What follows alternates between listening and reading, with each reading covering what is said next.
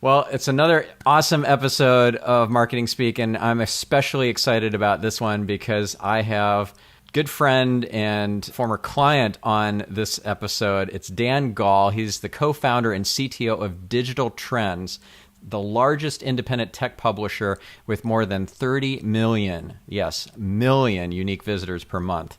It has a Spanish language companion site, DT Español, and the men's lifestyle brand, The Manual. Dan is a sought-after speaker and industry thought leader. He's spoken on behalf of such brands as Eventbrite, the Technology Association of Oregon, and TechFest Northwest. Dan has been a member of the Forbes Technology Council, and he's been featured in Entrepreneur and Inc. magazine. Dan, it's so great to have you on the show. Thank you, Stephan. Pleasure to be here. Yeah, so let's start with, how did you start the Digital Trends brand and this publishing giant with your colleagues? I know you're co-founder, so you had some other founders that started this. How did this get off the ground? Because it's a big company now. Yeah, thanks. My co-founder is Ian Bell, and the long story is we met officially at a wedding, a mutual friend's wedding, and in the line to get food, I overheard him having a conversation about a new phone that wasn't on the market yet that a merchandiser had in between us. And I heard him say, man, it'd be so cool to get stuff like that in if I only had a website so they would send me things. And I leaned over and I said, hey, I'll build the website if you get the stuff in. And that's how we started forming this idea around, literally back then, a hobby site. We had no intentions of business. All we wanted to do was get cool stuff in to play with. And it grew from there. Once we realized we could start making money, making lots of mistakes, hopefully not over and over again, but we were able to grow a business and scale it into what it is today. Which is huge. I mean, help our listener get some idea of the scope of this, because you have multiple offices. You have how many employees? How big is this company? Yeah, we're about 120 full-time employees, probably about 200 to 300 freelance and contract style employees as well. We have our headquarters in Portland, Oregon, New York, LA, Chicago, satellite offices in Detroit and Toronto as well. Amazing. And how long has this business been going for? Digital Trends itself has been going on since 2006. So before that, we were experimenting and playing with a lot of different ideas, from men's lifestyle like forum to streaming music, and the precursor to Digital Trends, which is kind of more of it was a horrible name. I'll just leave it at that. Nobody knew how to say it or spell it. That's funny. Well, the first name for Google before it was called Google, you know what that one was? That was a horrible name. I don't remember. What was that? Back rub. Yeah. Wow. Horrible. That would have been a really bad name. That still is a horrible name. Well, I remember back in the day there was a meta search engine called Dogpile. That's even worse. Yeah, right? Oh my gosh. That's no foresight, I guess. And you don't have that, honestly, when you're going, I have this cool idea, let's get something going, and the name is one of the hardest things to come up with, right? Yeah, and you don't think through the repercussions. How do you answer the phone with this name? Is it awkward? I remember hearing about a brand back in the .com days. It was called A Company. We accompany you on the journey, kind of like Accenture sort of consultancy. Yeah. And of course, they're no longer in existence. Can you imagine getting a call from, hey, this is Bill from A Company? What company? Which company? Yeah. Yeah, and you don't think about the multilingual aspects as well, or just the thought of what people will think of when they first hear your brand, right? Yeah, like the Nova brand name for the car that in Spanish means no go. Yeah, exactly. That's a prime example. And then there was also a comedy with band names. I forgot what the movie was, but they had a band name that was absolutely horrible and nobody understood it. But it's really important to get that right as you move forward and start to grow. Yeah. Yeah. Amazing how you were just able to start from nothing, just from conversation at a wedding. Very, very cool. Now you got offices all over the place. Honestly, we have backgrounds that complemented each other. So I had an engineering background. I worked at Rail Networks at the time, but I was at Microsoft before. And Ian was at Intel at the time doing marketing and recruiting. And he had a marketing background. So they complemented each other in terms of what we wanted to do. Mm-hmm. How did you carve out a niche when there was already a huge player? I'm thinking specifically CNET. Halsey Minor created this brand back in the 90s that was, by the time you guys formed in 2006, CNET was already a powerhouse. They were already doing tons of electronics reviews, consumer products reviews and stuff. How did you differentiate yourselves from CNET and the other guys out there that, I don't know who else was a big player other than CNET back in those days, but tell us about that. It goes back to being very naive and us just having a hobby. Back when we started, everything was very tech focused and very geeky. Everything was focused on the specs, video cards, sound cards, monitors, CPUs. And while we found those things interesting, we were more interested in the lifestyle aspects of technology. So TVs, receivers, music, things like that. And that led us to think of more of, we tried to for a little bit go like, oh yeah, we should do specs and so forth. But it really came down to like, what does this really mean? What is our message? Without realizing it, we started building what our voice was. And again, learning through mistakes along the way and not knowing what we were doing. But what we wanted our voice to be was more around easy to understand, right? We wanted to provide technology and coverage of technology in a way that was non-intimidating.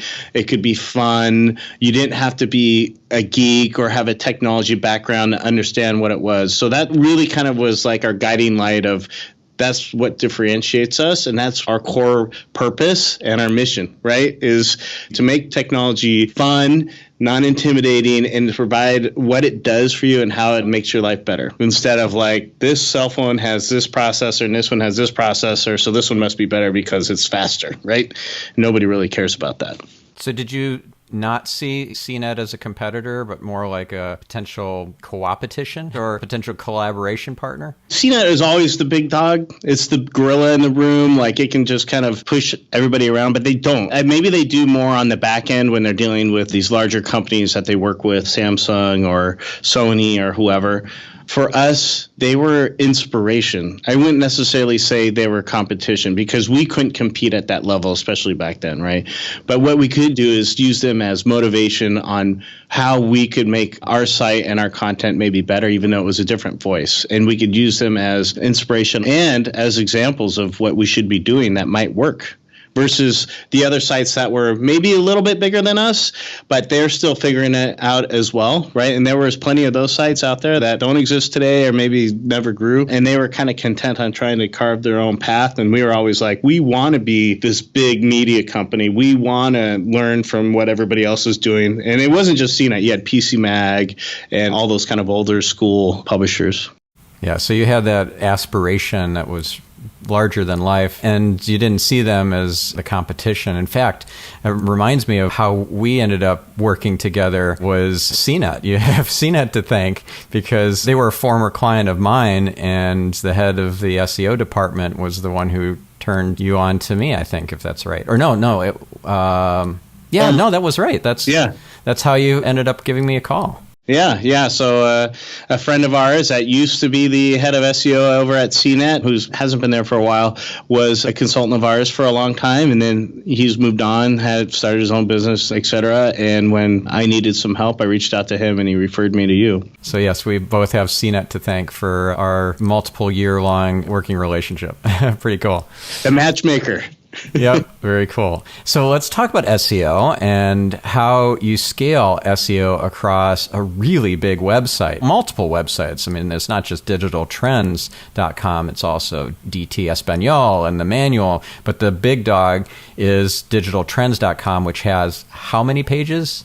I think it's hundreds of thousands. I would say at least 100,000 pages. Yeah, for sure. But it was much bigger than that. And then you culled it down based on some of my advice. So I think you probably were many, many hundreds of thousands of pages before that culling. So how do you scale SEO across a really large website? Do you need to have an SEO team like CNET with dozens of staff? Do you need to have an agency? Do you need to have dedicated SEO resources? What's required? What's the secret to success for good SEO across a large-scale website? As you know, like especially back in the day, it was mysterious, just kind of like how it is now. Like, you don't really know what hard things you need to be doing other than what what you feel is right, along with guidelines, right? But if somebody wanted to create content nowadays, I think it's much easier to come up with a guideline and a strategy around this is how we're going to do it. We're going to make sure we're writing it for the reader first and foremost, right? And that we're going to provide quality and in-depth content that's answering questions that people might be, so like you can build out this whole guideline around how you're going to create content. It's much harder if you have existing content that maybe didn't follow those guidelines, and especially if you have a lot of it, because then you have to make harder decisions around what to do. So I do think that today, I don't necessarily think that if you're starting off, you need a whole SEO team. I think you just need to have a good SEO strategy and follow it and make sure that you have a team following it, right? As you grow, you definitely need somebody full-time to be watching what's happening in the news, in the forums around what changes are happening in the algorithm and different philosophies, looking for data around trends in searches and topics, and then also just monitoring your own content to make sure that people are following it and that things aren't breaking on the site. So that as you grow, that definitely becomes a much harder thing to do with nobody, somebody half-time maybe doing it. And for us, I mean, I would say we would need a team larger than what we need right now. We're definitely not at that stage where people can relax a little bit and take a breather. So we still need to grow. And I think as the content continues to grow and the editorial team continues to grow, we need to grow the SEO team with it. Right. And part of the success comes from not just spending money on great SEO tools, but having the skilled practitioners who are operating those tools, because an expensive tool doesn't pay for itself. It's only when you utilize it, you get actionable insights from all data that you get an ROI. 100%. I mean, you need people that can think. You can't just rely on something that gives you a list and tells you need to fix this. A prime example is like Lighthouse or any of those tools for on-page optimization. If you just read it and go, oh, like we need to optimize our images because it's got a low score of 30 out of 100, and here are all the images we need to optimize. You got to actually look at that and go, well, why is it complaining about these images? Are they hosted somewhere else? Are they hosted on our site? Like, are they lazy loaded? I mean, there's just all these other things that you need to take a look at. And I would say any tool, they're just starting points. They're starting points on possible action, but you have to be able to understand what they're trying to tell you to do and be able to think and have foresight and knowledge around what to do. Right. Right. So once you have a great practitioner to operate the tools, then the tools come in and play an important role. And a lot of times there are tools out there that you just didn't know existed. You don't know what you don't know. And it's up to SEO consultant or expert to say, hey, you should get this tool. Yeah. So what would be some of the tools that I gave you the heads up on, or that you heard about from other means that became an important part of your tool set? Oh, there's so many, and they come and go. I mean, obviously, some of the big ones, SEMrush, Ahrefs, Deep Crawl, but we've experimented with smaller ones, specifically ones that integrate into like Google Sheets that maybe pull data out of Google Analytics. We're using Snowplow as a data platform because we don't play for Google 360 right now. It's just kind of like too big of a cost for us. I mean, we have so much data that the sampling of it through normal analytics doesn't help us too much. So we have some advanced stuff that we're doing around that. But I would say, Search Metrics is another one that we use, which was, we did a lot of testing of some other tools around the same as Search Metrics, and that worked best for us in terms of not just looking at content and how we might be able to optimize it from the editorial side, but also getting ideas around topics that might be good for us to cover within that content. I think I called in a favor or two, actually, with Search Metrics to get you special pricing, if I recall correctly. Yeah, I don't know if I'm supposed to talk about that. Yep. Yeah. They're been such great. a great tool set and great company, great people. Yeah, I totally agree. It was a great experience actually working with them with the onboarding, because they were willing to go above and beyond what like our normal pay scale or grade for their subscription was, to kind of help us, especially during that time when we were having problems, right? And they were really eager to help us. So yeah, and they've got some really amazing, unique tools as part of their content experience suite. They've got the topic explorer and the content editor that are really unique and very powerful. You're not going to be able to replicate that same functionality other ways. You had that tool too for the toxic links one, which was, I think we stressed their app beyond belief, but I you have so many links, it's insane. Yes. But I think it was super beneficial to go through that exercise, even though the pathway to getting to whatever that list was a little bit painful, but I was happy to provide a stress test for them. Yeah, so that was Link Detox. That's part of the linkresearchtools.com suite. And yeah, they're great over there as well. I've had Christoph Kemper on this podcast talking about link building and link analysis. That was really great couple of episodes. We did a two-parter. We went so in depth. So linkresearchtools.com, that was another great tool that I introduced you to. I think every brand, every company should be doing a regular link detox analysis, whether they use Link Detox or another tool. I think Link Detox is probably the best tool out there for this, but if you just make it part of your regular health checkups to do a quarterly, minimally, at least quarterly link detox analysis to make sure you don't have toxic links, because you could end up getting targeted by a competitor, a rogue affiliate, just a hater, somebody who wants to see you suffer in the search results, and they target you with a negative SEO attack. I would also say, I don't think a lot of people think about this, but if you're looking at buying a domain or starting a new site, you should be looking at that before you purchase the domain as well, because there might be a lot of work in terms of cleanup on a domain that you didn't own before. Yeah, that's a great point. I remember my previous company, Net Concepts, was a key part in the decision influencing process of CNET acquiring mp3.com. We did a full SEO audit of the mp3.com site before the acquisition to make sure that they wanted to buy the site. Because, yeah, you could be buying a lot of skeletons in the closet inadvertently if you don't do your due diligence properly. Even if you have a domain that's kind of dead, but just has like a landing page up and it's been that way for years, you never know who might be linking to it in nefarious ways along the way, where you're like, oh, it was fine when I put the static landing page up, so it's probably still fine now, and it's just not true. Yeah. So that's tools. What about bringing on a team member, like a staff person to do SEO? That can be challenging. I know that I got involved in helping that, and you had a bit of you were throwing a curveball when your head SEO person on staff decided he was going to take another opportunity. So we had to go back to the well and find somebody else who could take the reins there. So there's a whole process of screening candidates, and the job adverts and all that need to be optimized so you don't waste your time with a lot of low quality candidates. And then there's the screening process, the onboarding process. So there's a lot to it. And you know what they say, a bad hire is supposedly more than a year's worth of salary in cost if you make a bad choice. I think it's like a year and a half or something. But with SEO, I mean, it could be disastrous, because a bad hire could mean you get into Google's penalty box. Yeah.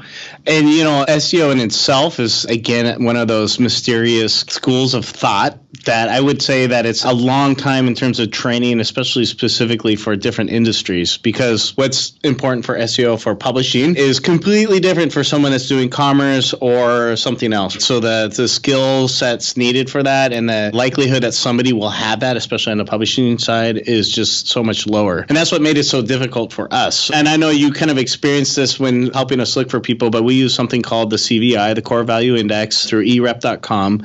And that allows us to filter based off of what we do, a top performer profile. We build what this candidates' responsibilities would be and what they would be doing in terms of responsibilities. And you figure out, like, is this a detail-oriented person? Is this somebody that is like a high innovator, somebody that's a extrovert, et cetera? So you figure out what those kind of core values are, and it allows us to filter people out based on that. So, for example, on SEO, you need somebody that's very detail-oriented, that pays attention to the numbers and the data, but also can act on it and not just look at it and be paralyzed. And we use those as ways to filter. And there's actually a lot of people that we experienced applying that didn't have that skill set. And it's pretty important for us to figure that out. And then the other thing is, again, just the pool of candidates is pretty low. Most of them are coming from agencies, which great for agency work and people that are doing marketing or maybe something like that. But from a publisher standpoint, a lot of them don't have the kind of the depth of experience and tool set, et cetera, we were really looking for. So it was really hard. And typically what you end up having to do is go after somebody that's already in the same industry, in the publishing industry, and seeing if you can entice them over. Yeah. Yeah, so you ended up with somebody good, but it took a lot of work to do it. And I remember when I was reviewing the first drafts of the job adverts, and I'm like, yeah, I wouldn't do it this way, or I would tweak this and that. And we did some back and forth on that. I think definitely, yeah, that was a good experience. You had some great ideas, which I had never thought of, and also you're coming from, like, for me, like, I don't do SEO on a daily basis. I don't consider myself an SEO expert, although I would say I probably know a lot more about SEO than the average person in publishing. But for me to write that type of job description on my own, I wasn't doing it justice for what I really needed. So that was a big help. And then there are things that you can do to sneak in, things that I wouldn't call tricks, but things that will separate the wheat from the chaff. Like adding a problem-solving riddle into the job advert that they have to answer in order to apply for the job, I think is brilliant. I've been doing this for years. In addition to the CVI, which I hadn't heard of before working with you, by the way, I've been using for years the DISC profile, D-I-S-C. Yep. I've been using the Sally Hogshead Fascinate Index. That's really great. It's more how the world sees you versus how you see the world. I've played with Predictive Index, PI as well, and Myers-Briggs, but I'm not as much a fan of those as I am of DISC. I have team members who come on board, do the values determination hierarchy. That's from Dr. John DeMartini, so that's another free one that you can do on their website, and it gives you a sense for the highest values of the candidates or the new hire, and you can then map their roles and responsibilities to those highest values. Because if you're hiring somebody whose highest value is traveling the world and there's nothing in their job that is going to help them with that highest value, there's a mismatch there. Let's say I bring on a virtual assistant and that person gets to learn some of my ninja techniques for getting the best travel deals anywhere. Like, I know all sorts of hacks for getting great deals on Priceline, for example, that you wouldn't be able to get otherwise. And so working that into the job description be hugely valuable for somebody who's all about travel as one of their highest values. So you got to think through all this stuff as you're figuring out who you're going to bring on board. Oh, that was another thing too, is defining the roles, responsibilities, success metrics, and handoffs for the person that you're trying to hire. So roles and responsibilities, that's pretty easy, but most people are not thinking like these are the success metrics, and they're quantitative and they are very straightforward, and it allows everybody to know if you've crossed the finish line or not. And then the handoffs too, where you know that this is where my job ends and this is where the other person's job starts, so that you can not have this fuzzy, amorphous, forever increasing job function. Yeah, that sounds almost identical to the CVI and the top performer profile, because it's all those things you mentioned: roles, responsibilities. What are the success metrics? How do they know that they've been successful, and how do we measure success in that role? The handout part typically isn't part of that, but you can make it part of it. And the whole goal of that, and I think it's really key as you learn as an entrepreneur, as a business owner, as a leader, that you want people in those positions that their core strengths, like you were mentioning, whether they like travel or whether they like people or something like that, data, that you want them to be able to utilize that core strength in a way that they actually feel like they're happy doing it. One of the best examples for me is the guy that owns zrep.com. He was a CPA by trade, went to school for finance, etc., was really good at it, but was miserable every single day. When he ran across the CVI and started building that business, realized his core values don't align with being a finance guy or a numbers guy. They align more around being an entrepreneur. Like, he was more extroverted. He only needed 30% of the information to make a decision. So he wasn't really data driven. And what he's doing now, he absolutely loves. And he could never go back and do accounting and finance, even though he's really good at it. Yeah, that's a great point. Yeah, it's true for anybody to be able to find their true calling. It's kind of like let's say like you wake up and your job is something you enjoy doing every day. It's really hard for people to find that. But if you get aligned with that job to an employer through a CVI where they know you will be successful based off those core values, it's a win-win, right? Yeah. You accelerate and we get the benefit out of that. Now, does CVI include identifying your top strengths and how the cognitive part of your brain, that's what's addressed with Kolbe, Kolbe, that's the Kolbe assessment. Do you see a lot of overlap between those two tools and CVI, or not so much? I would, off the top of my head, I would say no. The core value index is who you are as a person. Another example is when you're driving down the freeway and then you 20 minutes later go, I don't remember the last 20 minutes. How did I get here? And your subconscious mind took over. That's what the CVI is all about. Like, you could take it now and then take it 5 years from now, and you're going to score at a 98 percentile the exact same score, where a Myers-Briggs and Colby and all those things can be influenced based on what you work on personally, et cetera. So this is who you are as a person. Yeah, so that's a great point. I remember having potential key staff person. Well, I say potential because I actually did hire her, but it didn't work out. I had her take the Colby assessment, and a lot of the data that came back was, well, because you're in transition, I was couching all the answers and assessments around, like, you're in a transition time right now. So a lot of this stuff isn't probably in your core nature. What's the use of that?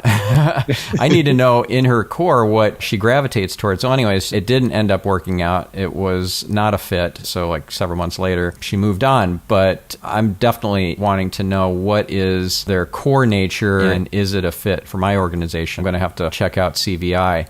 Now, let's say that you are interviewing candidates, and these candidates seem to know their stuff about SEO, and you're not sure because you're not an SEO expert. So do you bring in an SEO expert to do a second interview, perhaps? Well, I mean, I did that with you. So, like, I had you interview them as well, at least for me. And I think maybe I'm unique in this sense. I know other people in this space as well that either run agencies that are doing SEM and so forth. So I could pull them in to help me as well. And then, honestly, if you're hiring somebody, you need to have a base knowledge and also try to have that bulk BS filter around you and be able to actually, especially with SEO, again, really quiz them. Like, you can't take answers from the top level and not dig in and try to explore why, or throw in a scenario that may be unique that they don't know and see how they tackle it. Yeah, always ask for specific examples. That's one thing I learned a long time ago as one of the keys to interviewing. To be a good interviewer, you need to be inquisitive, curious, and never just take the short answer and move on. You've got to ask for specific examples. And once you're developing an opinion about the person, recognize that you're doing that and then ask for contrary evidence. Let's say you're formulating an opinion that this person is kind of fast and loose, kind of a renegade. And so then you ask the question, give me a specific example where you were a team player, you dotted all the I's, crossed all the T's, and because of that, you had a big success. Right? Yeah. Because then you're asking for the opposite of what you're thinking this person is like, to see if maybe you're misguided in this initial opinion. We're meaning-making machines, and so much of what we hear, we just invent a whole story around, and it's not even true. Yeah. I'm glad you mentioned that. And I don't mean to keep pounding the CVI drum, but one of the valuable things about the CVI is when you get a candidate and they filled out the CVI, they basically give you some questions to ask them around the negative scenario, the areas that they are weak in, that they don't like, but probably are going to have to come up with and deal with on a regular basis with a job, right? So if, for example, they're an introvert instead of an extrovert, like, how do you deal with the time when, maybe you had to present in front of your management team or something like that, an issue that was critical that you failed with or something like that, right? So those are really critical questions to ask them. One, not just to see how people deal with stress and changes in the environment that they may not be able to have control of or may not be very good at, but also to see how they fit in with the culture, because whatever the culture is you're building out of your company or out of your team that you might be hiring for, you want to make sure they fit in with it instead of disrupt it and actually support it and enhance it. So if you're looking for an open communication, no blame, no shame type of culture where people are going to share and disseminate information as quick as possible, not hold on to it and try to fix everything themselves, whatever like that, you want to make sure they also fit into those values.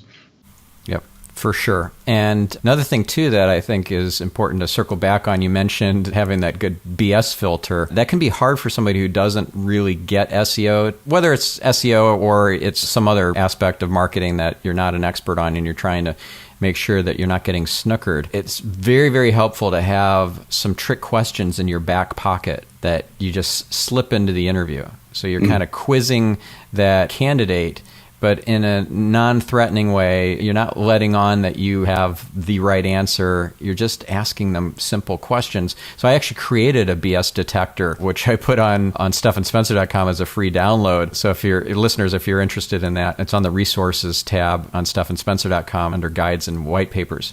But the idea here is if you had, let's say, a handful of trick questions that may not sound like trick questions, but have things like, tell me the process that you use for optimizing meta keywords. That's a trick question because there's no other right answer other than what? Why would you ever optimize or even think about meta keywords? Those never counted. Meta keywords? Yeah. Exactly. They're never counted. And so if they said something to the effect of, well, they're not as important as they used to be, I wouldn't really focus a lot of time on them now, but back in the early days, they counted more with Google. All those are wrong answers because Google never counted them. So that's an example of a trick question. So you could have all these trick questions that you insert into the interview process, and you only know the right answer. Even though you're not an SEO expert, you've got the answers right there for you, and then you can kick them to the curb if they're not a fit, if they're snookering you. If you bring in somebody like myself to do a second interview with the candidates, then we can go even deeper, and you don't need to rely on a few trick questions. You could just ask open-ended questions like, tell me about what your favorite SEO tools are and why, and see what they say. And I remember interviewing a candidate. I don't know if it was for you or it was another client, but I was flabbergasted with the response, not by what he said initially, because he said Majestic was his favorite tool. Actually, he said Majestic SEO. So I thought maybe something's up here because that was the old brand before they rebranded to just Majestic. So I decided to dig a little deeper, and I asked him to tell me what the key metric is in Majestic. And then I knew that he was full of hot air because he answered AC rank, which had been deprecated by then several years ago and replaced by two metrics, trust flow and citation flow. Yeah. And he didn't know that. So clearly he hadn't been in the tool for years, and that was his very favorite SEO tool, the first on his list. So we wrapped up the interview pretty quickly because he was clearly full of something other than value. Somebody like me wouldn't know that, honestly. So that's where having somebody that you can kind of maybe lean on to ask those types of questions is really important. And again, like, I think you were invaluable in that. And obviously not everybody will have access to somebody like you. This is a question back to you, Stephan, is where can people find other SEO experts that are willing to provide a service like that won't also be poaching or looking to maybe like, oh, it's an opportunity for me to find people that could consult for me, right? Right. Yeah. So that's a big risk. When you're dealing with an SEO agency or bigger consultancy, they're always looking for staff, and they're going to want that person that they're talking to. And if they're already part of your funnel, though, if they're already in the consideration set, they're hopefully not going to poach your candidate. But if you give them the job of finding candidates, they're probably going to pick the best ones for themselves, I would imagine, if they're looking to bring on more staff. I would go with an individual SEO consultant and not somebody who's part of an agency. So that's a benefit of working with me because I don't have a big team now. I didn't reinvent another agency once I sold Net Concepts. So it's a very small boutique company, which, has its drawbacks because I can only take on a small number of clients at a time. But where would you go to find a really good SEO consultant, other than working with me? There's the Moz recommended list. So that's moz.com. They have some good folks on there, but there are agencies and individual consultants on that list. So you have to do your due diligence there as well and have your criteria set up. My daughter is an SEO expert as well. I trained her myself. So she's 27 years old. She's been doing it since she was 14. She started doing SEO back then. She'd been on MSNBC as an expert talking about SEO. That was really cool. I'm very proud. That's awesome. Dad. I'll include a link in the show notes to that episode. But yeah, so there's some different places where you could go. So her name is Chloe. You're not working directly with me then. If you work with another consultant, recognize that there's a gradation or there's a spectrum of skills and experience and so forth. So back when I was starting in the SEO space, I had to create a name for myself back in the late 90s. I started the agency in 95, but we were a web design and development firm then, an SEO firm. SEO really didn't exist back in 1995. So one way that I put myself on the map in those early days is I did a free SEO audit for Target. And in exchange for a testimonial and use of their logo. So that ended up being kind of a secret weapon for me to be able to have them on my client list in exchange for doing a free audit, which was huge and comprehensive and super valuable to them. So if you're getting started in an industry and you're looking for a quick shortcut that is very powerful, that's a good one. I don't know if I told you that before. No. Yeah. That is a great way. I mean, like for me, like just dealing with different tech services that we're utilizing our platforms, one of my tools is, we're willing to be participants in a white paper or something like that will benefit them. Like, this is where we were at once we came on board and we worked with you. This is where we went, and that's how we got there, and it benefits them, and we usually get a benefit somehow too. Yeah, that reminds me of another idea that's kind of similar to the white paper angle. Is a lot of people will have heard of this idea of a press kit. But what about a reverse press kit? So this is a really cool idea. I have to dig up who I've heard it from so I can put it in the show notes. But a reverse press kit, I think I shared this idea with you, Dan. Imagine going to, let's say, CES with, instead of a press kit, like, hey, this is my electronics company and here's all the cool consumer electronics that we sell and here are all the stats and specs and so forth. Imagine if you are a website that publishes content like digital trends or whatever, and you do the opposite of a press kit where it's like, these are the kinds of brands that we want to talk to, that we want to feature. And here's why you would want to talk to us and not just CNET or some other brand or publisher that they will have already have heard of, New York Times or whatever. Here's the niche that we occupy. Here's what makes us different and important for you to spend time with us, maybe getting on our podcast or doing a live stream with us and so forth. So did I end up sharing that idea with you before? I don't think so, but our media kit is very similar to that idea because we have to battle for brand equity against the CNETs of the world, right? So we have to constantly show why we are better and offer more than somebody like CNET. And I think that's a great angle, right? One of the famous phrases that I've heard in the past on the sales side is nobody's ever been fired for buying on CNET. Right. Yeah. So, the original expression is nobody's been fired by hiring IBM. But yes, exactly. I get where you're coming from. So it's the same thing. You have to prove your worth, right? This is the type of clients we are very successful with, and this is why we're successful. And these are the things that we offer, and all those things are much better. And the other key is that you have to be able to present that and pitch it, and not expect people to kind of reverse press kit typically. So you have to be able to find ways to get in front of people. Yeah, for sure. And speaking of getting in front of people, if you're doing podcasts or live streams or whatever, you're doing a lot of video or audio, what would be some of the lessons that you've learned? Because you've done a ton, your company has done a ton of live streaming, a lot of video production, a lot of unboxing videos and review videos and so forth. What have been some of your hard-earned lessons? I think the most recent ones, really, they're not historical lessons. They're more ones that you have to deal with the reality of how people consume content nowadays, is that you cannot expect people to come to your site to consume video. There's no reason for them to. That the thing for me is more around, you need to make sure your content is where people are consuming it, and then optimize around those places. Like, for example, YouTube, OTT, like Roku, Apple News. Obviously, we still publish onto our own site and broadcast from our own site, but that's just one spot, and we really have to make sure that we understand not everybody's going to discover us or consume us on our .com. Right. So what do you do to get more visibility on a big social/search site like YouTube? YouTube is the number 2 search engine. It's also a huge social network. A lot of people don't think of it as a social network, and a lot of people don't think of it as a search engine either, but it gets more search volume than Bing or Yahoo. So what are some of your secrets to success with YouTube?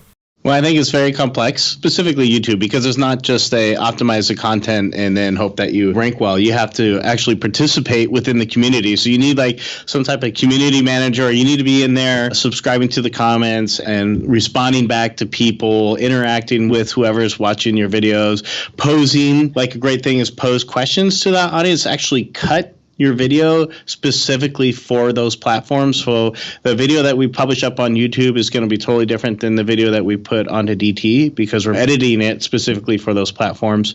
And then obviously optimizing them, but optimizing them for YouTube. YouTube, again, is its own beast, and say like if you're up on a Roku channel or something like that. But you need to look at what people are searching for, making sure the proper tags are in place, the proper title, that you have links in the description to maybe whatever you happen to be talking about, all those common best practices for YouTube. But I think the key differentiator is making sure that you're interacting with your audience and giving them a reason to subscribe and come back. Yeah. I recently had a discussion with Daryl Eves, who's the founder of Vid Summit. And he's kind of the secret behind some of his clients have been really huge viral success stories, like the Squatty Potty and the unicorn is really awesome. So anyways, 40 billion views on YouTube, I think, across his own stuff and his client stuff that he's been responsible for. And what he's been touting is the future for YouTube is AI and really leveraging YouTube's recommendation engine. And not just doing the tweaks to get a better set of tags or better titles or better thumbnails and whatever. That's all good, but the future for YouTube is all about the recommendation engine and being a good suggestion based on the AI's opinion of where should that viewer go next. Mm-hmm. So what are you doing in that regard to like be the next viral sensation on YouTube or be the obvious next recommendation that the YouTube AI is going to make? You know, that's a great question. And I don't have an answer to that because I don't think we're there yet in terms of figuring that out. We're so focused on producing the content and trying to get distribution out of that. People coming directly to our channel or on Twitter, Facebook, Instagram, etc. I haven't even thought about the AI side of it and the recommendation engine. That's a good point. Well, we can talk about that later. Got some ideas for you. So Google News, that's a key part of your strategy because Google News is important for publishers still. It's not just about Google web search. What are some of the important nuances for our listeners to understand about Google News? First off, don't push stuff that is not news. So, for example, we do reviews and guides and things like that. We have to make sure that that stuff is not getting pushed to Google News. It doesn't serve the same purpose, and I think it'll hurt you, and that stuff definitely will not rank. But the main thing with Google News being timely, making sure that whatever you're writing about is actually happening at that moment instead of like a day or 2 days or 3 days later. It has to be relevant, and it has to be quality, pushing things that actually are trending and meaningful for people. Those are the core things: quality, timely, and relevant. Right. So how do you find the stuff that's going to be trending or the hot new thing before everybody else has already covered it? Do you use certain tools like BuzzSumo? Do you just go to the trending hashtags on Twitter? Like, how do you know what's hot? It's a really hard thing to do. And honestly, for us, we have to make that decision. Are we somebody that covers breaking news? Or are we somebody that covers things that are already out there that we get our hands on and have a more meaningful kind of conversation or editorial around it or video? So we choose specifically to not really focus on breaking news because it's just a lot of work. But there are things that we do. We do look at trending topics. You know, we have the live graph happening about how many searches are happening on whatever in technology. And if something's really spiking, then we'll make sure that we cover it as soon as possible. But we're not in that race. We're not in that race to basically be the first to it. But there are opportunities where we get that, which is mainly because of our relationship with manufacturers and other people that are creating what we're writing about, where they might give us a first peek or an embargo piece on something like that. But usually those are not the things that are breaking news. They're not the things that are exciting and relevant. And a good example is maybe like the Dragon capsule blowing up the other day. We're not trying to be the first person to write about that, but we will cover it. Got it. And how big would you say newsjacking is to your overall editorial strategy, like finding the stuff that's trending fast and up and to the right and then riding on that train as quickly as possible? Is that like 5%? Is it 50% of what your editorial team is up to? Most of the news stuff we outsource. Like, we're not having our internal team work on. I would say it's probably under 10%. Most of our stuff is really about how we help people make purchasing decisions, like what products are great, which ones aren't, how to use certain things, what certain technology is all about, like 4K versus 8K, things like that. So we don't really focus on the newsjacking side, but it doesn't mean that every now and then we don't have something that spikes up, and we will have that. It's just more of like, oh, this is awesome. I would love to do more of that, but we can't kid ourselves. And this kind of goes back to CNET versus us or everybody else. We have to embrace who we are and what we know we do really well and let other people deal with that. Yeah. Well, one thing you've been more doubling down on lately is the live video, and we're videoing this episode, and you have a whole studio with professional equipment and multiple camera angles and production team and everything. So what's the target destination usually for live stream video? Is it you're live streaming onto Facebook Live, YouTube Live? So Twitter has, what's their platform called? Begins with a P. I don't know the name of the platform. It just escaped me. But there are lots of options. It's yes to all of them. So our whole thing is trying to make sure we're live streaming to everywhere we can that people will want to consume us. So we have Twitch. Oh, Periscope. Periscope. We actually are live streaming to Twitter. I don't know if it's through Periscope or not, but it's Twitter, Facebook, YouTube, our own site, Twitch, etc. So we try to put it out. And then after the live stream's done, we do about an hour and a half a day right now in the morning of live stream. We segment it out into different segments, basically, and we push that out for on demand. That's cool. That's really, really innovative. There are not a lot of companies that are doing what you're doing with regards to all the live streaming. Yeah, so if you're live streaming to Twitter, that is Periscope. Cool. Mm-hmm. Yeah. Awesome. Well, I think we're out of time. Is there something that I should have asked you, but I didn't?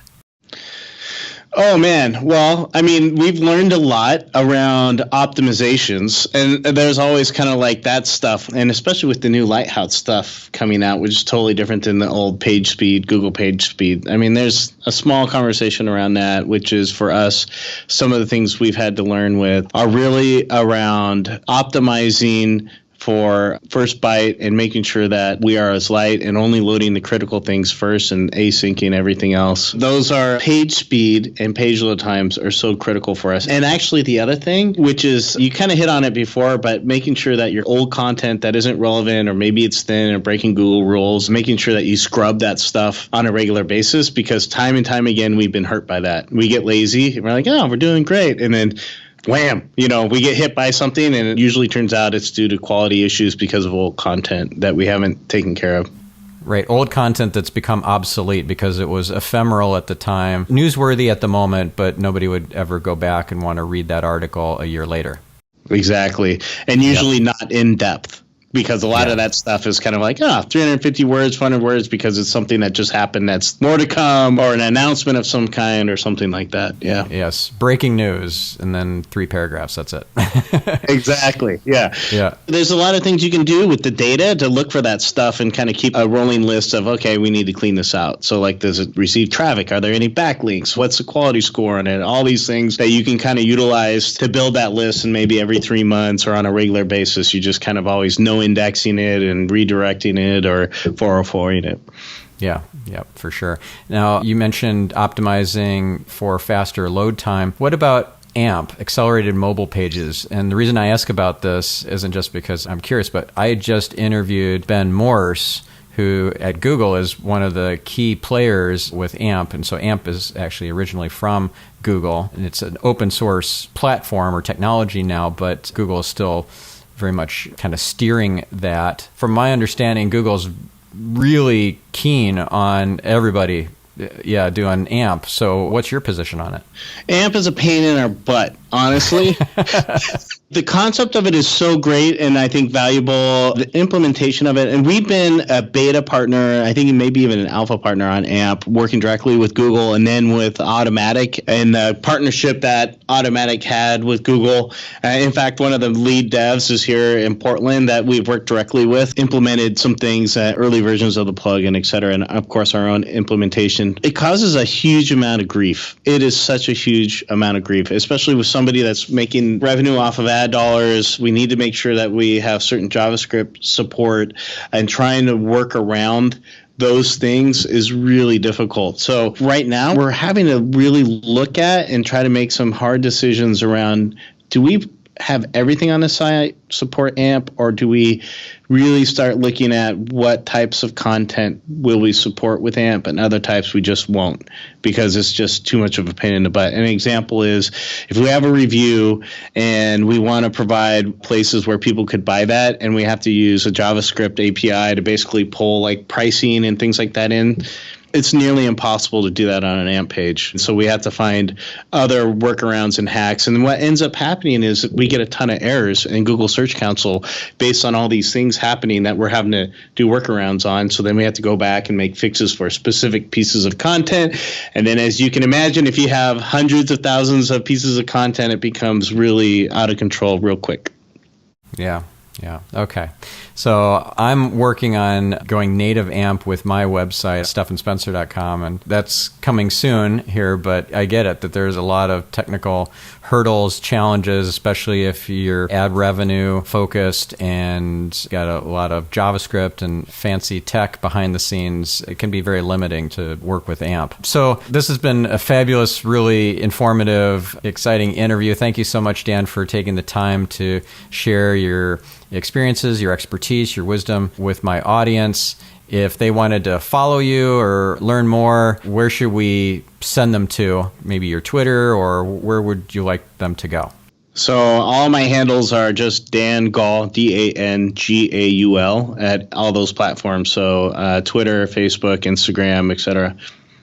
Awesome. All right. Very cool. Dan's been really a joy to work with. I think we worked together for, a couple years? Yeah. Yep. Yeah, it's been a fun ride. So thank you so much, Dan. Thank you, listeners.